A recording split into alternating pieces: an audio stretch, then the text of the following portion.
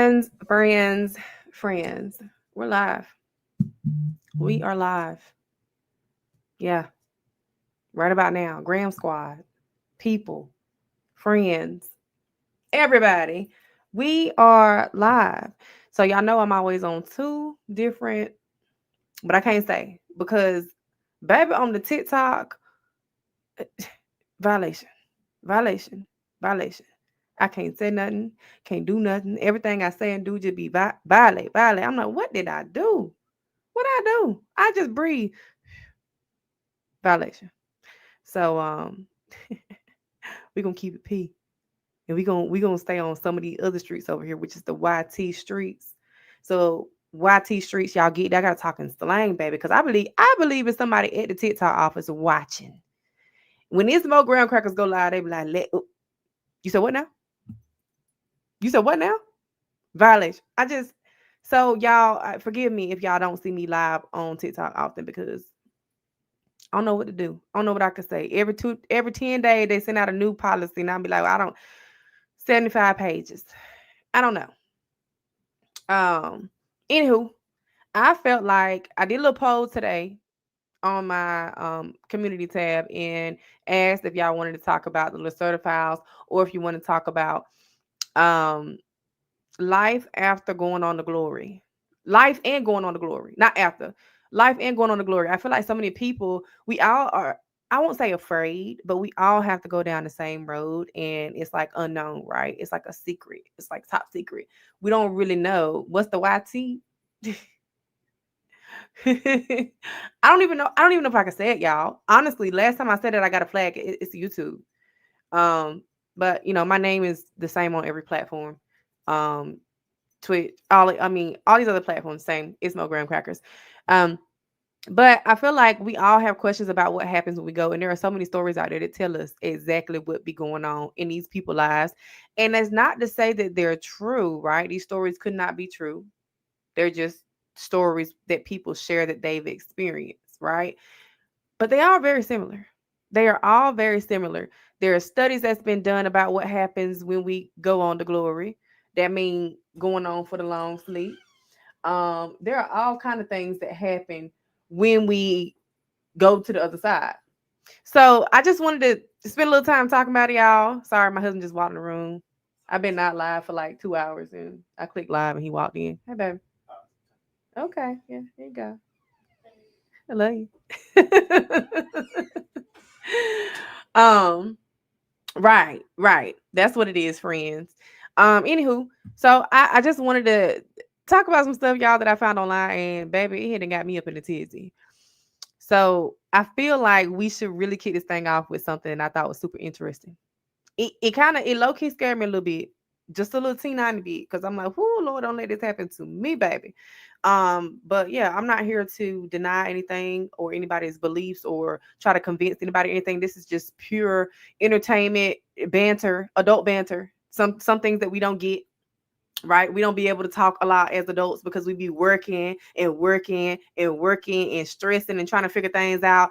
Baby, let's just talk about some stuff that we all kind of wonder about. I don't know a person who don't wonder about what's gonna happen when they go. I'm one of them. I be wondering, but I think I got an idea. I have a feeling, right? And that's what's solidified in me.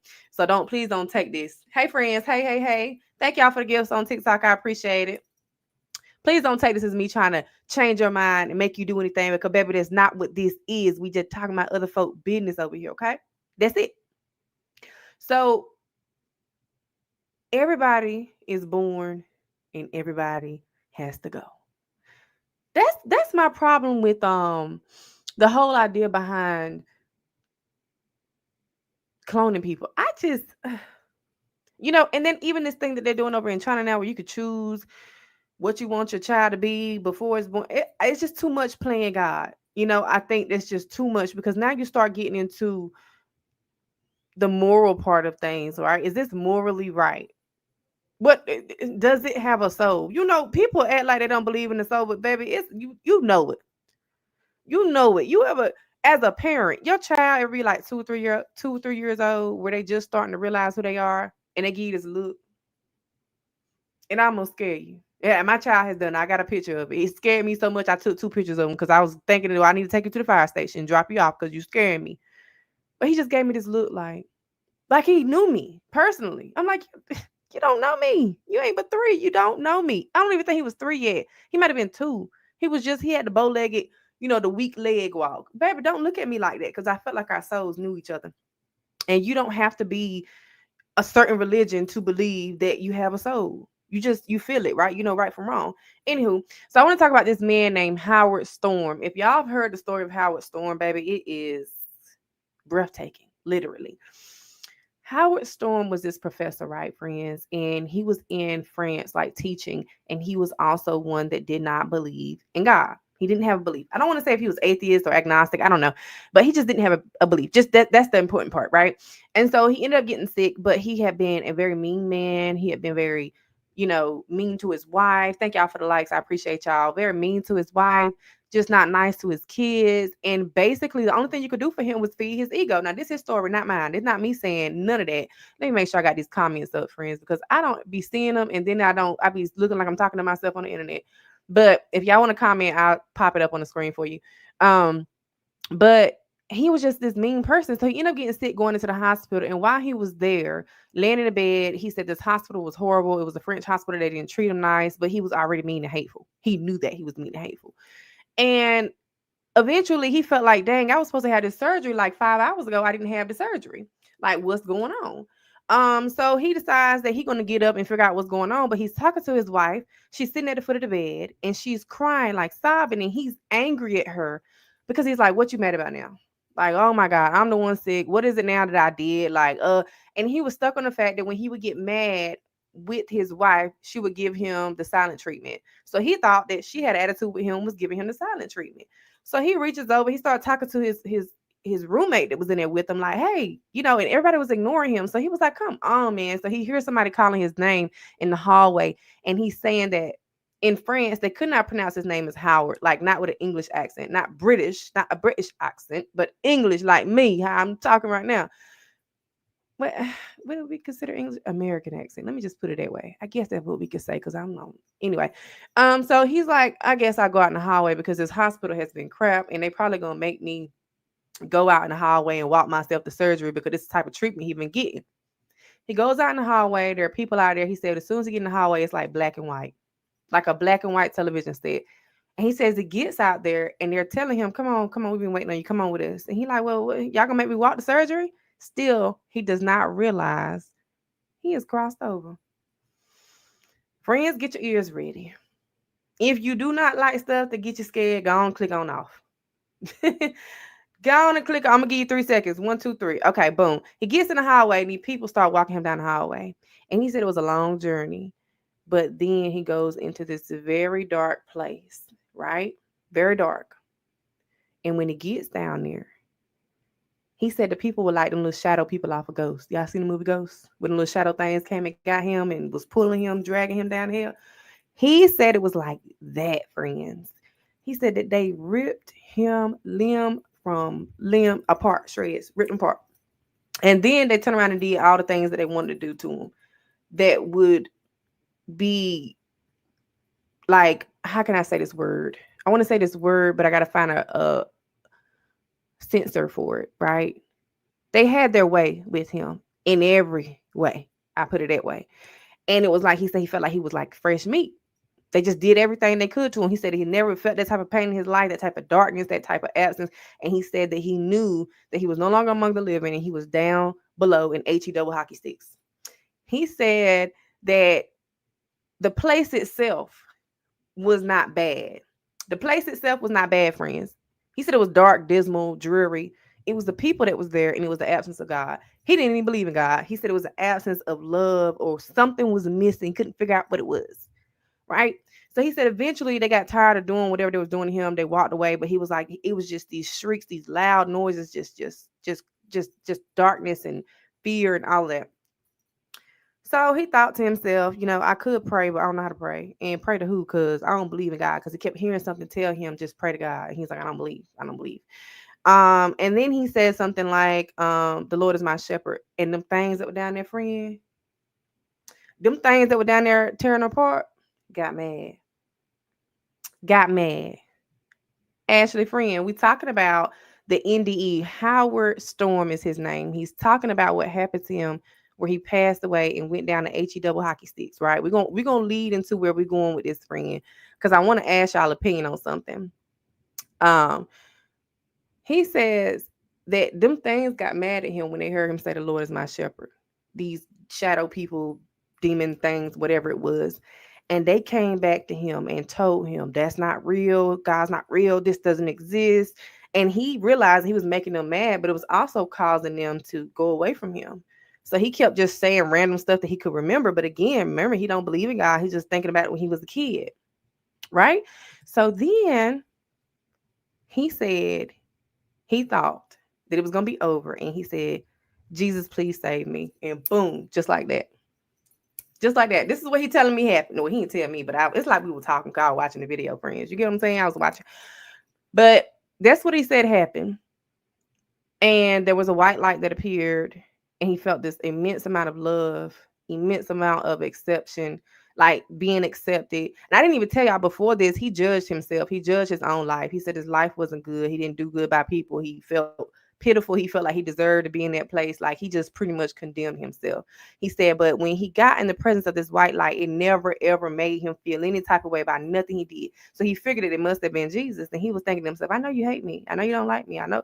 But that was never the case. That's never what happened. He was just wrapped up in love and just joy and peace. And then he realized that he saw these other like billions of lights just going to and fro, and they were souls, and it was in the galaxy. And he realized that this is the, in my Father's house, there are many mansions. This must be the mansion. I'm going to God's house, So he experienced that love and the realization that God was real to him, right? And he had to come back. He had to come back into his body. He did not want to come back. Now, as this man is telling this story, I advise y'all to go look up the story yourself so y'all can see he actually crying. He's crying, talking. This is a grown man being brought to tears thinking about this experience. He said when he got back into his body, I'm paraphrasing. I ain't gonna tell y'all every detail of the story, but the important parts. When he got back to his body, he was recovering. I guess he had done, keep the bucket going on to glory while he was in surgery or waiting to have surgery. He says that there was this 20-some-odd-year-old nurse doctor that came in there, white guy, blue eyes. He said the room was kind of like just dreary. He said, but when he walked in, the room just lit up.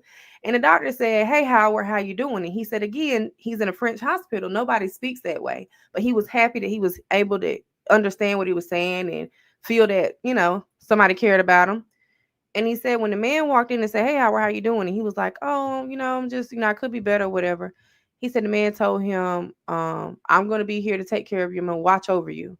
Make sure you heal properly or whatever the case. And that, you got a long journey ahead of you, but you'll be able, everything's going to be all right. And so then Howard was like, okay, great. Awesome. I would love that. That would be awesome. And I guess one way or another, they got to a point in the conversation where Howard just said, when will I see you again? The man said, you won't. You'll never see me again. You'll never see me again, but I'm going to watch over you. So Howard was like, how you going to look after me and make sure I'm healed if I'm never going to see you again? And I'm like, how he going to do it, Howard? Child, you're welcome, Ashley.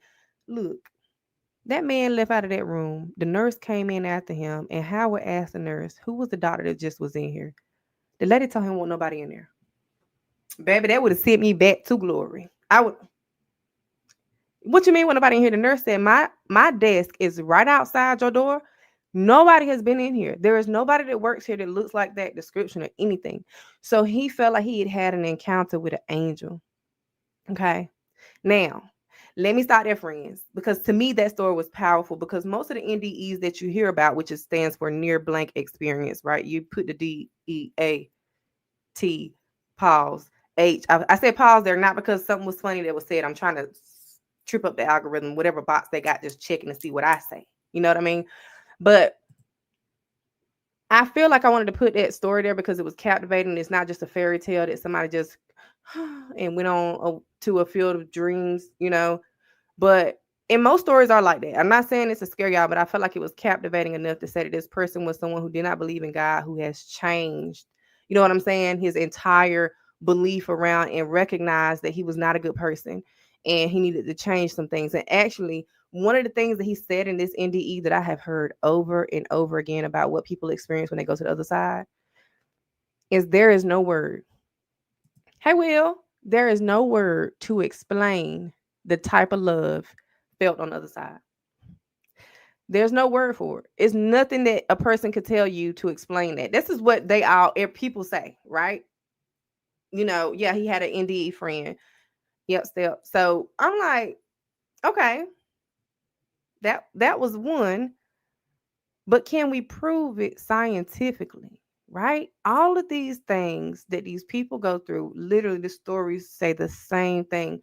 And it's also specific to what they believe when they're on the earth. So it's not always Jesus. It may be another belief. It may be someone saying a higher power or their spirit guide or an archangel, whatever it is that they believe.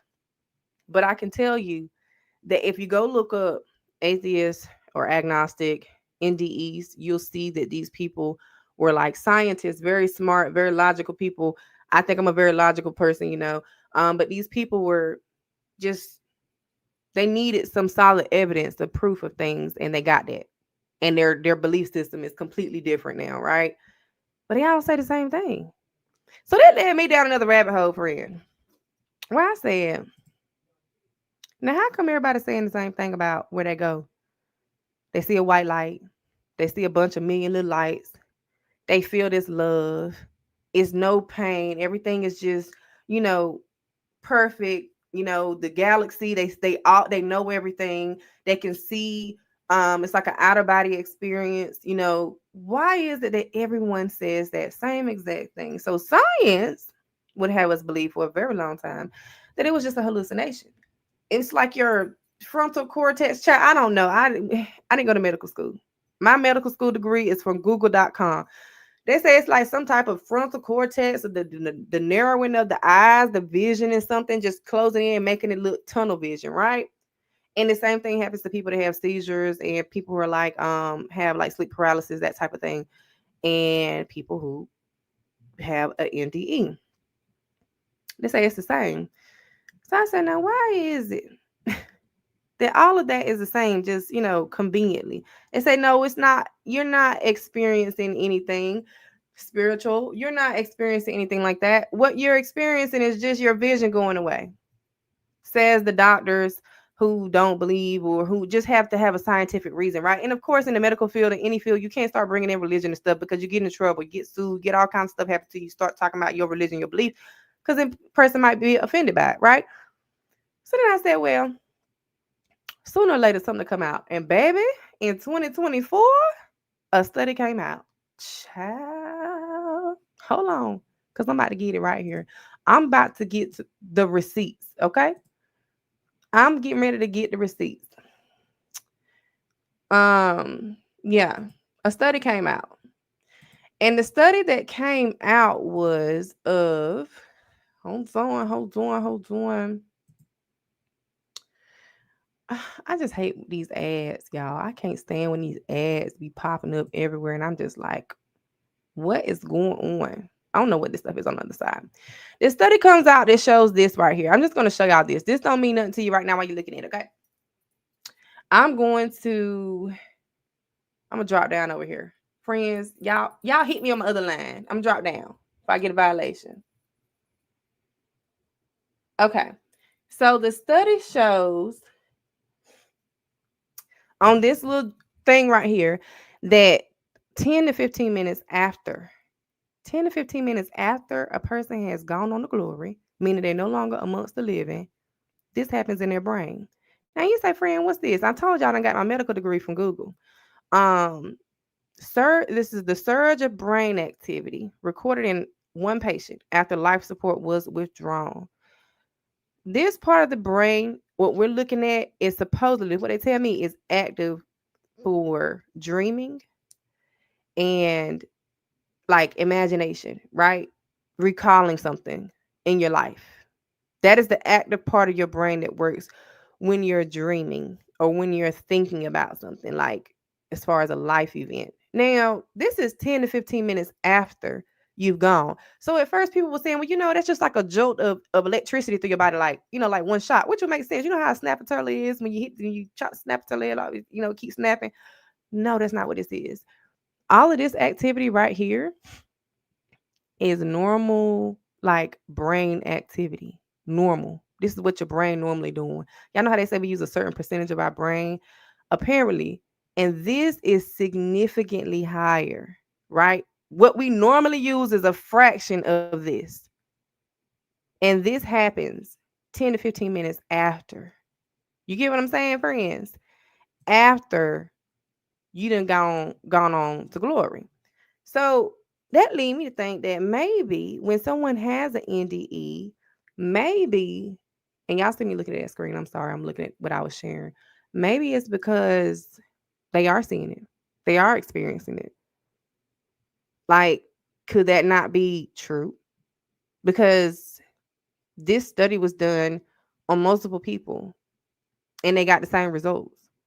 So could that be indicative to the fact that maybe these people are really seeing what they said they saw? It's not a hallucination. It's not something they're making up in their mind. How could you make up in your mind a feeling that you've never felt before? Like an unimaginable type of love.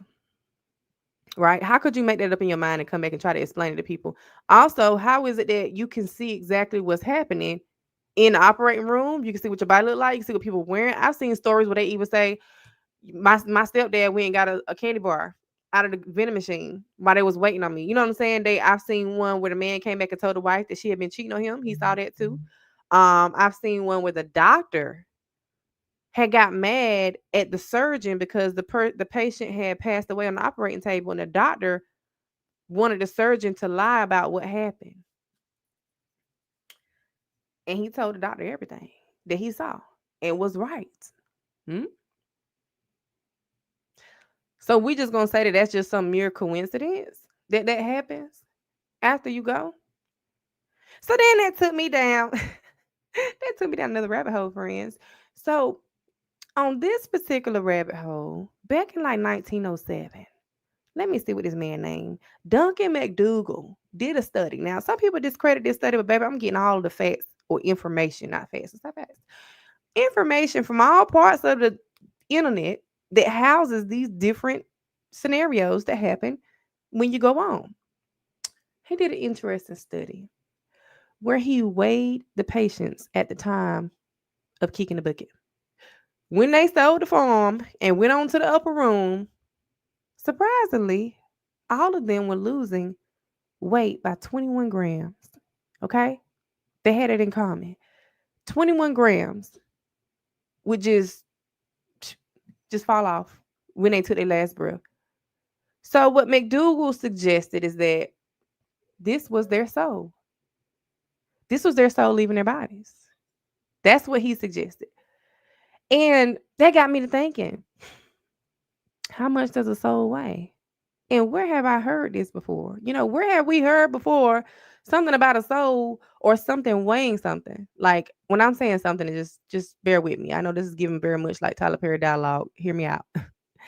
I try to find ways to say things that are not going to trigger or flag the algorithm until we learn what we can and cannot say over here, friend. We ain't been over here that long.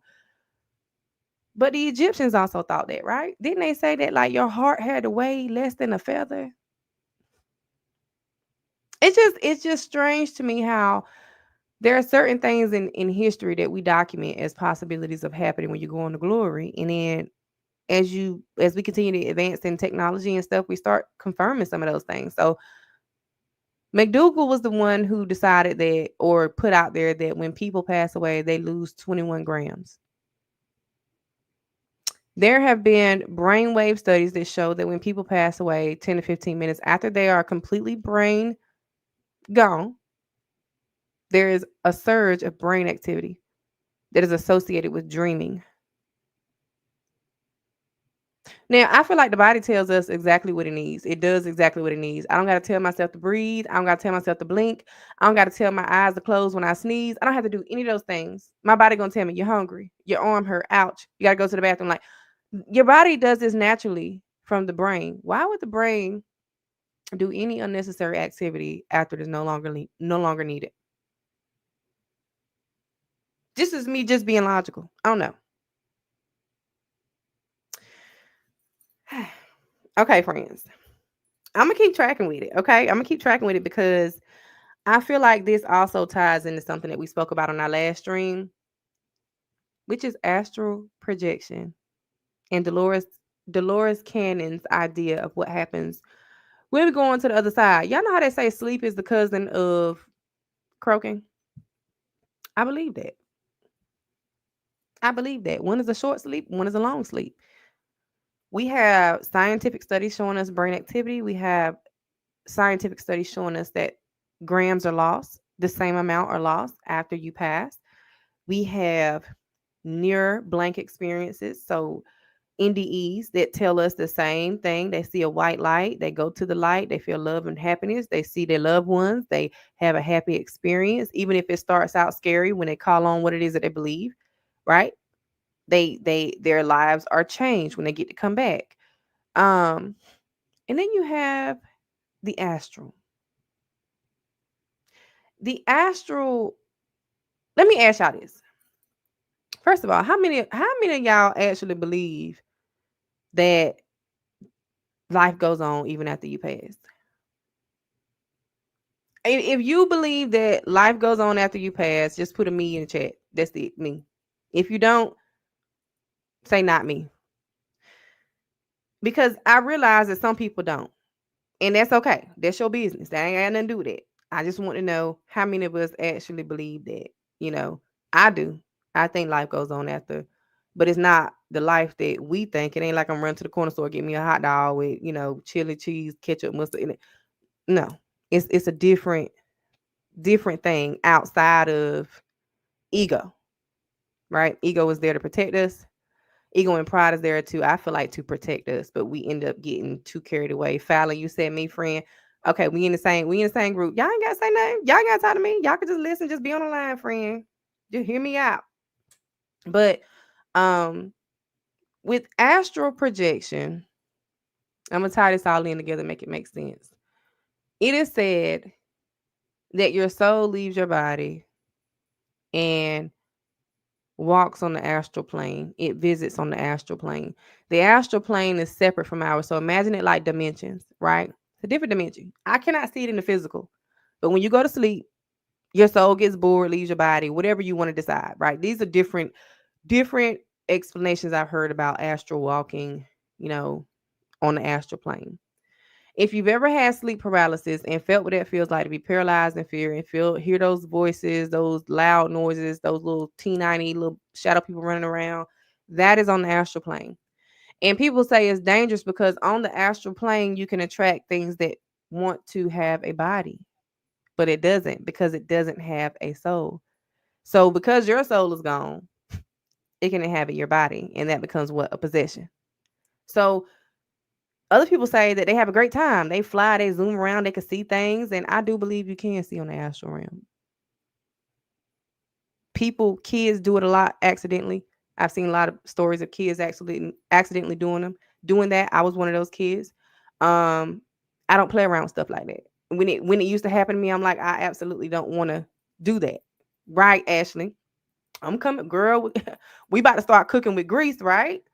But when you're on that astral realm, you may have some witches that can spy, right? They go into the astral realm that can spy, or they may feel covered by their ancestors, or whatever it is your beliefs are. There's so many different things that can definitely be true. It ain't just one thing that's true. I mean, I think the one thing that's true is that there's a God, but that's my belief.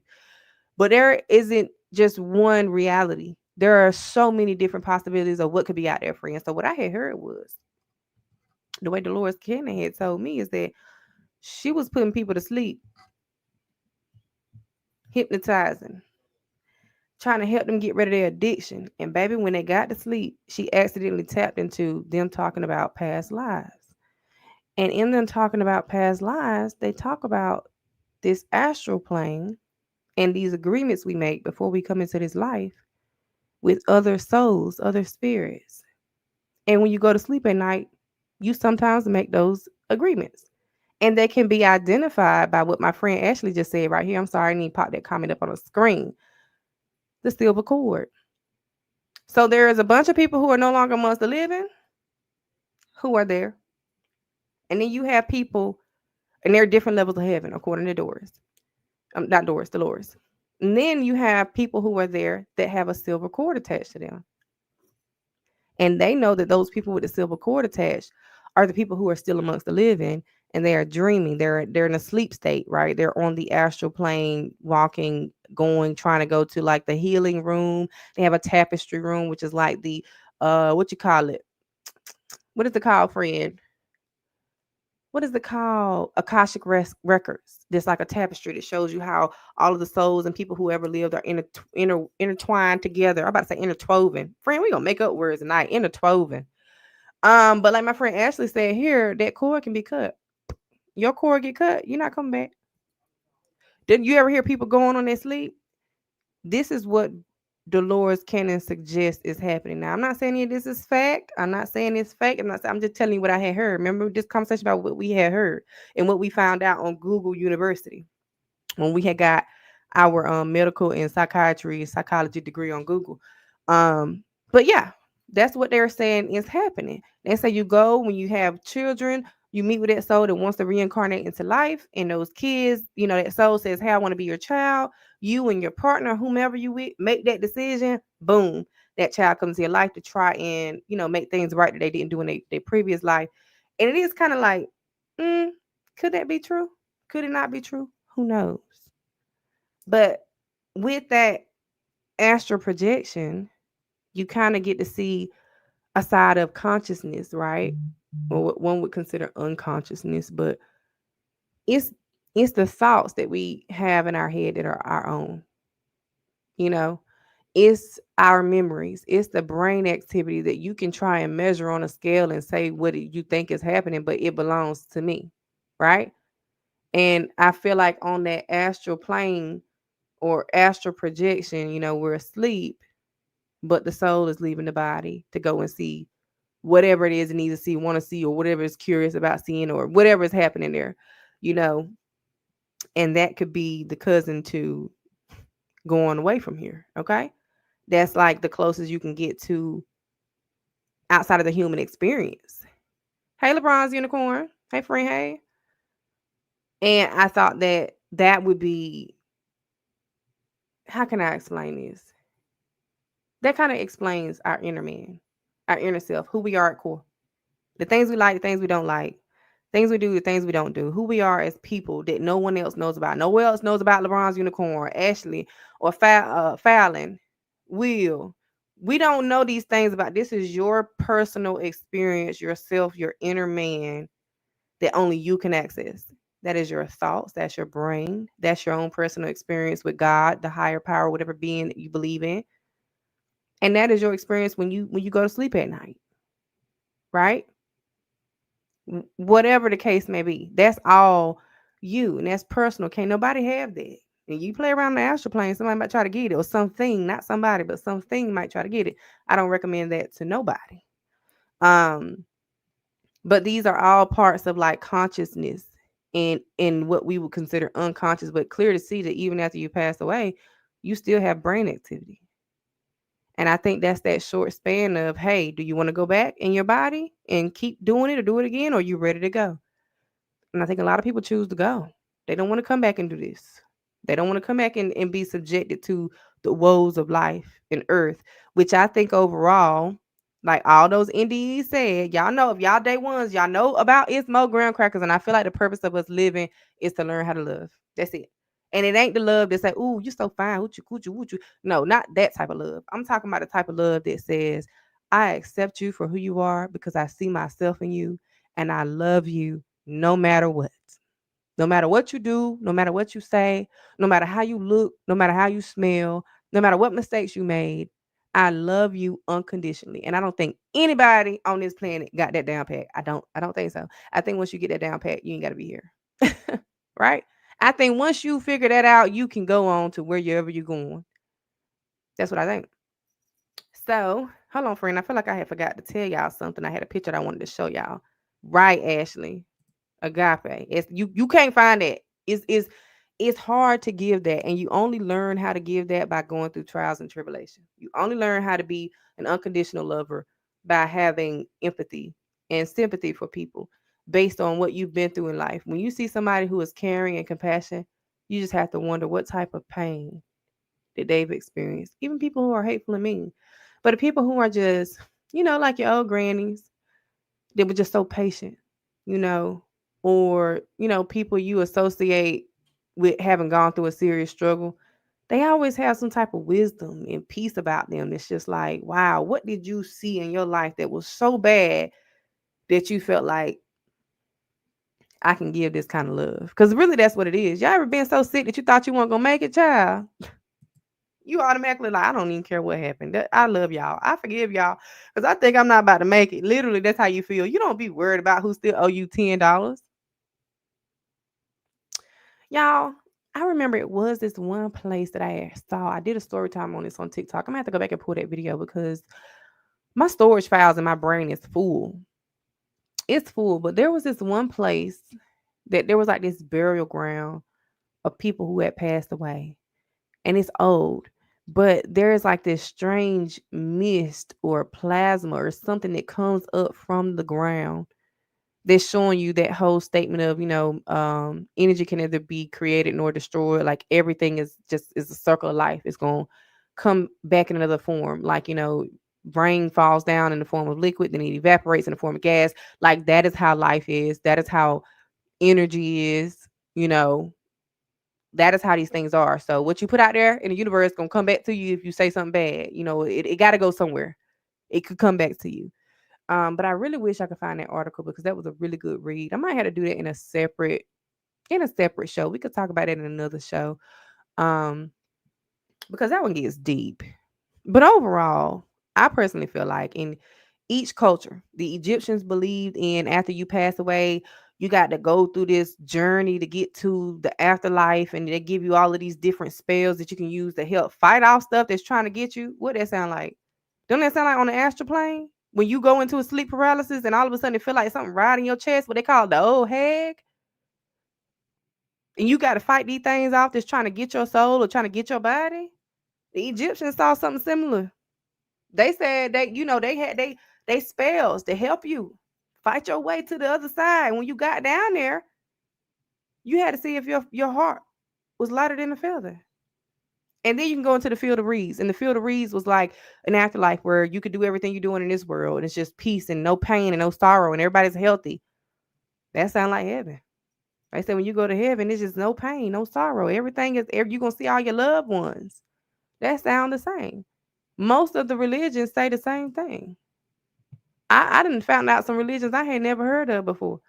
What was it? Hinduism, no, Buddhism teaches that you're gonna be reborn again until you attain enlightenment.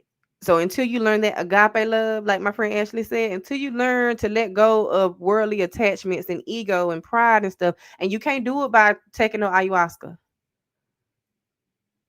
Mm-mm. You could have an ego death, or whatever they call it, or a trip. But I mean, I ain't never took. I don't want to. I be too scared. I barely take ibuprofen. I be counting the milligrams, and I'm like, how much I weigh today? Literally, I'm telling y'all the truth. Cause last thing you're gonna do is accidentally get me to get out of here before I finish what I came to do, or before I figure out what my purpose is, right? But in Buddhism, they do believe in reincarnation, which is another thing about what happens when you go away from, because there are a lot of kids. There are a lot of kids who have perfect recollection of a life they previously lived. Now, is this a spirit that just attached itself onto the child when it was born because it was vulnerable? Or is it that the child really has a memory of a past life because they lived it? Some kids actually remember passing away, it getting dark, and then it getting light, and them coming through the birth canal. Look it up, friends. I ain't got no reason to lie to you. I ain't got no reason to lie to you. You can come and do it again, according to some people. You can go be with Jesus, according to some people. You can go into eternal peaceful bliss, according to some people. And science is starting to prove it, child. Science is starting to prove it. That's what I had heard. That's what they tell me, child. They are starting to prove what we've been speculating for a very long time. I don't know. Do y'all believe in reincarnation? Or do y'all think that when we're done, we're just done? You go up or down?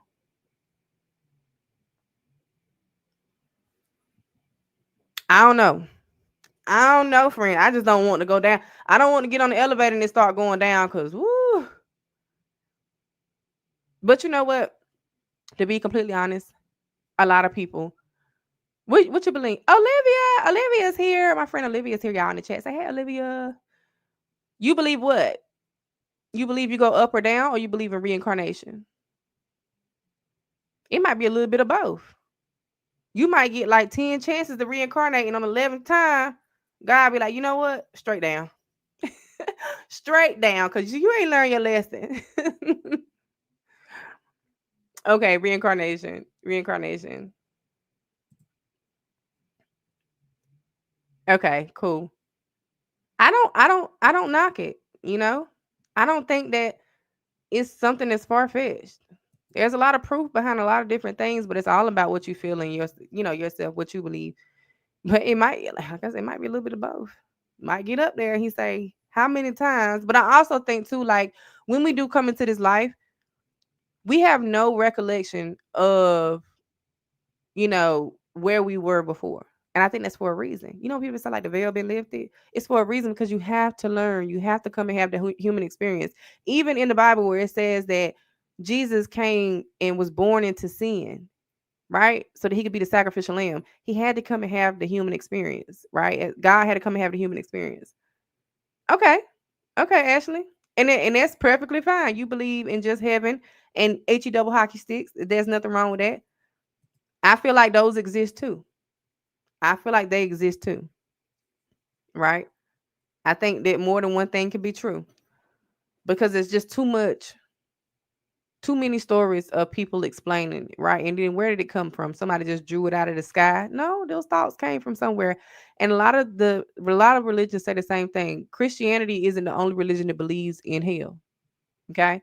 Because I got my Google degree university facts over here. And it's another one.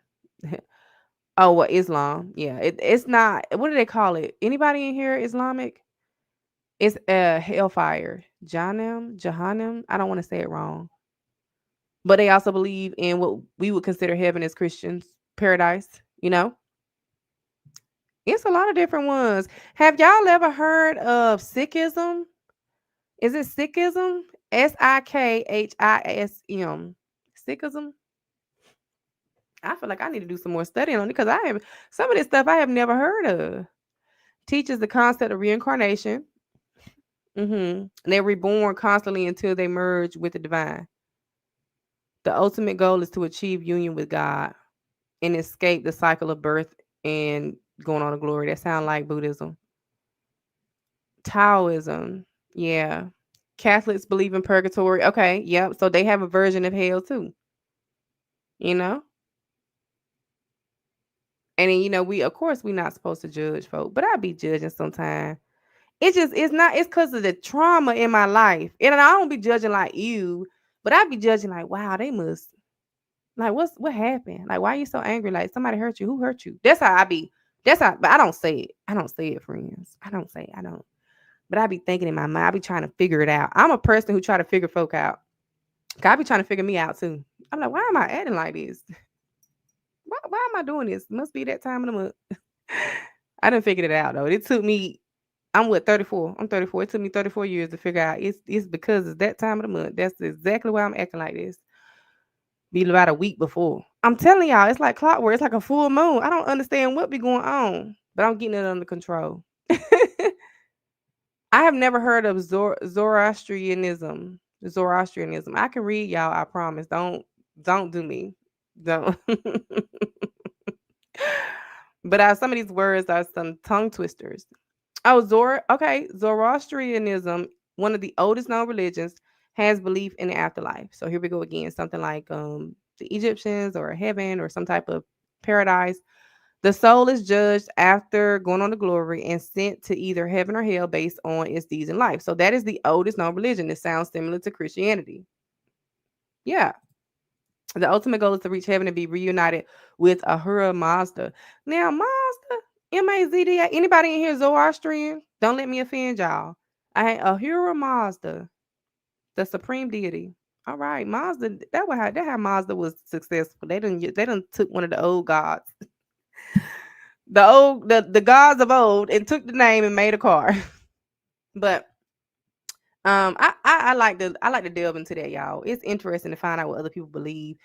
It never if you feel like you're a person who is a little faith, weak faith, or you're on a shaky ground, I wouldn't recommend going out there trying to. I don't know. I wouldn't say I wouldn't recommend going out there and trying to figure out what it is, but for me, it's God and Jesus for me. They've been working all my life, and all the things I've been through, I haven't had anything deter me from that. Because it all worked out for my good. Anywho, that's my take on what happens when you go away.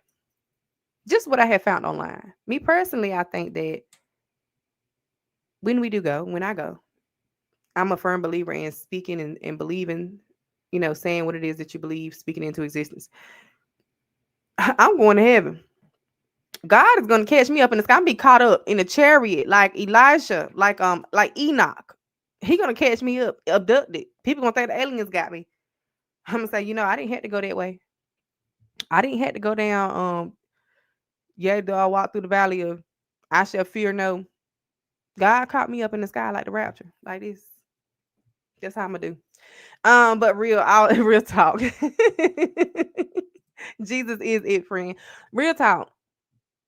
I do believe that it's gonna be when that time comes that you'll be met with so much love, peace, and joy, happiness that you don't want to come back and feel the emotions here on earth. And some of those emotions don't even be your own. Sometimes it be stuff that people that came in and rubbed off on you. Ever had somebody just come in and just make you mad? They ain't said nothing. You just mad now.